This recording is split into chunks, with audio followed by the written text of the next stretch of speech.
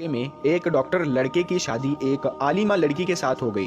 शादी के 2 साल बाद डॉक्टर साहब के घर में पहला लड़का पैदा हुआ, यानी कि घर में पहला बेटा पैदा हुआ। तो ये देखकर आलिमा बीवी ने अपने शोहर से कहा कि हम अपने इस बेटे को दीनी तालीम दिलाते हैं। मेरा शौक है कि हमारा ये बेटा आलिम बने। तो ये सुनकर डॉक्टर साहब ने अपनी बीवी से कहा कि इसको दीनी तालीम दिलवाकर इसको तुम मौलवी बनाकर क्या तुम भूख से मारना चाहती हो? मैं तो इसको पढ़ा लिखा कर एक बहुत ही बड़ा ऑफिसर बनाऊंगा ताकि ये दुनिया का एक कामयाब इंसान बने और हमारा नाम रोशन कर सके। तो डॉक्टर साहब की बीवी जो आलिमा थी, दीनदार थी, इसीलिए उसका शौक था कि बेटा आलिम, हाफिज या कारी बने। लेकिन डॉक्टर साहब नहीं माने। खैर दोस्तों, उसके बाद में 2 साल का वक्त और गुजरा कि डॉक्टर साहब के घर में दूसरा बेटा पैदा हुआ। इस बार आलिमा बीवी ने फिर से जिद की कि वो अपने बेटे को आलिम बनाएगी, मगर डॉक्टर साहब इस बार भी नहीं माने और कहने लगे कि वो अपने इस बेटे को भी बहुत अच्छे स्कूल में दाखिला करवाएंगे। प्यारे दोस्तों, उसके बाद में 2 साल का वक्त और गुजरा कि इनके यहाँ पर तीसरा बेटा पैदा हुआ। तो आलिमा बीवी ने इस बार भी बहुत जिद की और कहने लगी कि अपनी आखिरत के लिए कुछ तो सामान इकट्ठा कर लो और अपने इस बेटे को दीनी तालीम दिलवा दो। मगर डॉक्टर साहब इस बार भी नहीं माने और एक ही रट लगाते रहे कि क्या करोगी इनको दीनी तालीम दिलवाकर? अगर ये मौलवी या कोई कारी या हाफिज बन गया तो इसका गुजारा कैसे होगा? ये क्या खाएगा? किस तरह से इसकी जिंदगी गुजरेगी? इस तरह से डॉक्टर साहब इस बार भी नहीं माने। खैर दोस्तों, कुछ दिनों के बाद में डॉक्टर साहब के घर पर चौथा बेटा पैदा हुआ। इस बार आलिमा बीवी ने जोरदार जिद पकड़ ली और आखिरकार इस बार डॉक्टर साहब को अपनी बीवी की बात को मानना ही पड़ा और फिर इस बेटे को ही बड़ा होते ही एक अच्छे से मदरसे में दाखिला करवा दिया गया। फिर वक्त का पहिया घूमता रहा। डॉक्टर साहब के पहले तीनों बेटे दुनिया की पढ़ाई करने के बाद में आला सरकारी ओहदों पर बैठ गए, मगर इनका चौथा बेटा दीनी तालीम हासिल करके हाफिज, कारी और आलिम बन गया। एक दिन डॉक्टर साहब अपनी आलिमा बीवी के साथ में घर में अकेले बैठे थे। उसमें डॉक्टर साहब ने मजाकिया अंदाज में अपनी बीवी से कहा कि तुम्हारे तीनों बड़े बेटे सरकारी नौकरी में लग गए हैं और आज अच्छा खासा पैसा भी कमा रहे हैं और तुम्हारा छोटा बेटा मौलवी बन गया है। अब वो जहाँ जाएगा उसके पूरे महीने की तनख्वाह तुम्हारी बड़े बेटों की हफ्ते की तनख्वाह के बराबर भी ना होगी। फिर डॉक्टर साहब अपने आलिमा बीवी से कहने लगे कि तुमने अपनी मर्जी करके बहुत बड़ी गलती कर दी है और मुझे मालूम है कि आज तुम्हें भी अपने इस फैसले पर पछतावा हो रहा होगा, बस तुम इस बात को बोलकर नहीं दिखाती हो। तो शोहर की इस बात को सुनकर आलिमा बीवी ने कहा कि मुझे तो बिल्कुल भी पछतावा नहीं हो रहा है। आप सोच रहे होंगे कि मेरा फैसला गलत है, जबकि मैं सोच रही हूँ कि आपका फैसला गलत है। हम दोनों में से कोई तो एक गलत जरूर है और मैं मरने से पहले इस बात को आपके सामने लाना चाहती हूँ कि हम दोनों में से कौन सही है, कौन गलत है। फिर बीवी कहने लगी कि चलो आज मैं आपको दिखा देती हूँ कि हम में से किसका फैसला गलत था। आज मैं आपको आपके चारों बेटों का इम्तिहान लेकर दिखाती हूँ कौन सही है और कौन गलत है। फिर दोस्तों, उसके अगले दिन शाम के वक्त में आलिमा बीवी ने अपने बाल बिखेर लिए, अपना थोड़ा दुपट्टा फाड़ लिया और अपने चेहरे पर 1-2 नाखूनों के निशान भी मार लिए और घर के आंगन में बैठ गई और रोने लगी और अपने शोहर को घर के अंदर कमरे में छिपा दिया। फिर थोड़ी देर के बाद में उसका पहला बेटा घर आया और घर आकर अपनी माँ को इस हाल में देखा तो वो आग बबूला हो गया, यानी वो गुस्से में आ गया और पूछने लगा कि मम्मी आपको क्या हुआ है? तो अम्मी ने बताया कि तुम्हारे अब्बू ने मुझे बहुत मारा है। इतना सुनते ही वो बेटा गुस्से से लाल हो गया और बाप को बुरा भला कहने लगा और कहने लगा कि बूढ़ा इस उम्र में सठिया गया है, कहाँ है? मैं उसे अभी देखता हूँ, उस बूढ़े को बुलाओ। तो अम्मी ने उसको बताया कि अभी वो घर पर नहीं है। तो वो बड़ा बेटा कहने लगा कि जब वो घर पर आ जाए तो मुझको बता देना, आज देखता हूँ मैं उसको वो किस तरह से तुमको मारता है। फिर इतना कहते हुए वो अपने कमरे में चला गया। ये सारी बातें डॉक्टर साहब अपने कमरे में छिपकर सुन रहे थे।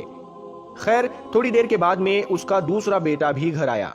माँ को इस हाल में देखा तो वो भी आग बबूला हो गया, वो भी गुस्से में आ गया और माँ से इसके बारे में पूछने लगा। तो माँ ने बताया कि तुम्हारे अब्बू ने मुझे मारा है।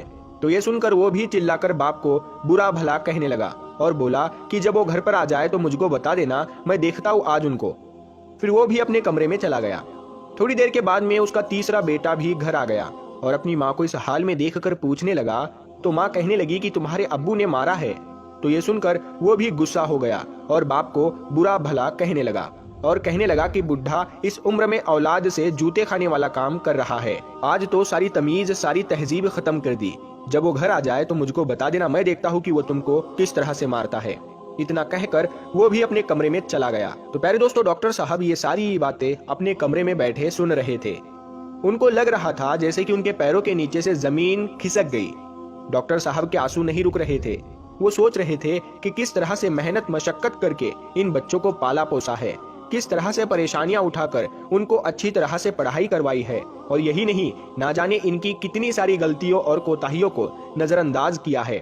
پھر وہ اپنے آنسوؤں کو پوچھتے ہوئے اٹھے اور اپنے کمرے سے باہر نکلنے والے ہی تھے کہ اتنے میں ان کا چوتھا بیٹا جو مولوی بنا تھا وہ گھر میں سلام کرتا ہوا داخل ہوا، اور اپنی ماں کو اس حال میں دیکھا تو وہ بھاگتے ہوئے اپنی امی کے پاس پہنچا اور ماں سے اس بارے میں پوچھنے لگا۔ تو ماں نے برے الفاظ میں اپنے شوہر کو برا بھلا کہا، تو پھر کہنے لگی کہ تمہارے ابو نے مجھ کو مارا ہے۔ تو یہ سن کر ڈاکٹر صاحب کے چوتھے بیٹے نے اپنی امی کا ہاتھ پکڑتے ہوئے ان کو سمجھایا کہ امی، آپ ابو کے سب کچھ ہو، اور کہنے لگا ابو کا سب کچھ آپ کو معلوم ہے، ایک باپ سے بھی زیادہ حقوق شوہر کے ہیں۔ اگر ابو نے آج آپ کو کچھ برا بھلا کہہ بھی دیا ہے تو کیا ہوا؟ میں نے ابو کو آج تک آپ سے کبھی بھی بدتمیزی کرتے ہوئے نہیں دیکھا۔ ابو آپ کے ساتھ میں ہمیشہ پیار اور محبت کے ساتھ میں بات کرتے ہیں۔ اے امی، ذرا صبر کرو، انشاءاللہ سب کچھ ٹھیک ہو جائے گا۔ پھر وہ بیٹا کہنے لگا، اے امی، یاد رکھو، جس انسان نے تمہیں اتنی ساری خوشیاں دی ہے، آج اگر وہ تھوڑی سختی کے ساتھ پیش آ گیا ہو تو کیا ہوا؟ وہ تمہارے شوہر ہے، ہو سکتا ہے کہ آج ان کے ساتھ کچھ غلط ہوا ہو، یا آج ان کا موڈ ٹھیک نہ ہو، یا وہ کسی پریشانی میں ہو، یا پھر آپ سے کچھ غلطی ہو گئی ہوگی، یا آپ نے کچھ غلط الفاظ میں ان کو کچھ کہہ دیا ہوگا۔ اے امی، ذرا سوچو، ابو آپ کا کتنا خیال رکھتے ہیں۔ آپ کو یاد ہے آج سے 3 سال پہلے جب میں مدرسے میں تھا تو اس وقت آپ کتنے سخت بیمار ہو گئی تھی۔ اس وقت کس طرح سے ابو نے آپ کا خیال رکھا تھا، کتنے دنوں تک آپ کو کھانا بھی بنا کر کھلایا تھا، اور یہی نہیں بلکہ آپ کو کپڑے بھی دھو کر دیے تھے۔ اے امی، یہ سب آپ ہی نے تو مجھ کو فون پر بتایا تھا کہ میں اس دنیا کی سب سے خوش نصیب عورت ہوں جو مجھے اتنا اچھا اور اتنا خیال کرنے والا شوہر نصیب ہوا ہے۔ پیارے دوستو، اپنے چوتھے بیٹے کی ان باتوں کو سن کر اب تو امی بھی اپنے آنسو نہیں روک پا رہی تھی، اسی لیے پھر وہ اس کو گلے سے لگا کر رونے لگی۔ ڈاکٹر صاحب بھی آنکھوں میں آنسو لیے کمرے سے باہر نکلے اور ان کے سامنے آ کر کھڑے ہو گئے۔ پھر عالمہ بیوی نے اپنے شوہر سے کہا کہ اب آپ ہی بتائیے کہ میرا فیصلہ غلط تھا یا آپ کا فیصلہ غلط ہے۔ اتنا سنتے ہی ڈاکٹر صاحب نے اپنے اس بیٹے کو گلے سے لگا لیا اور پھوٹ پھوٹ کر رونے لگے۔ پھر عالمہ بیوی نے اپنے شوہر سے کہا، یہ اعلیٰ تعلیم انگلش میڈیم اسکولوں میں نہیں دی جاتی ہے کہ ماں باپ کے ساتھ میں کس طرح سے پیش آنا ہے، بیوی کو شوہر کے ساتھ میں کس طرح سے پیش آنا ہے۔ یہ تو صرف اور صرف قرآن اور حدیث ہی سکھاتا ہے، ماں باپ کے کیا حقوق ہے، یہ تو صرف قرآن پاک ہی بتاتا ہے۔ پیارے دوستو، آج ڈاکٹر صاحب کو یہ احساس ہو چکا تھا کہ جن بچوں پر انہوں نے لاکھوں روپے خرچ کر کے دنیا کی ڈگریاں دلائی ہے وہ آج سب بیکار ہے۔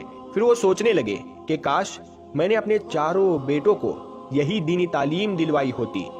تو دوستو، دیکھا کہ کس طرح سے دینی تعلیم اور دنیاوی تعلیم میں فرق ہے، اور کس طرح سے تہذیب کے بارے میں دینی تعلیم بتاتا ہے کہ ماں باپ کیا ہوتے ہیں، اور اپنی بیوی کا کیا حق ہے، اور اپنے بچوں کا کیا حق ہے۔ ان سب کے بارے میں دینی تعلیم میں کس طرح سے بتایا جاتا ہے آپ نے دیکھ ہی لیا ہوگا۔ تو ہمیں بھی چاہیے کہ ہم اپنے بچوں کو دینی تعلیم دیں۔ تو پیارے دوستو، ہم امید کرتے ہیں کہ آپ کو ہماری یہ ویڈیو بہت پسند آئی ہوگی۔ اگر آپ کو یہ ویڈیو اچھی لگی ہو تو آپ اس ویڈیو کو لائک اور شیئر ضرور کیجئے گا۔ ہاں، اگر آپ نے ہمارے چینل کو سبسکرائب نہیں کیا ہے تو دیر کس بات کی، ابھی سبسکرائب کر کے ساتھ میں لگے بیل آئیکن کو دبا دیجئے گا۔ ہم ملتے ہیں پھر ایک نئی ویڈیو کے ساتھ میں، تب تک کے لیے السلام۔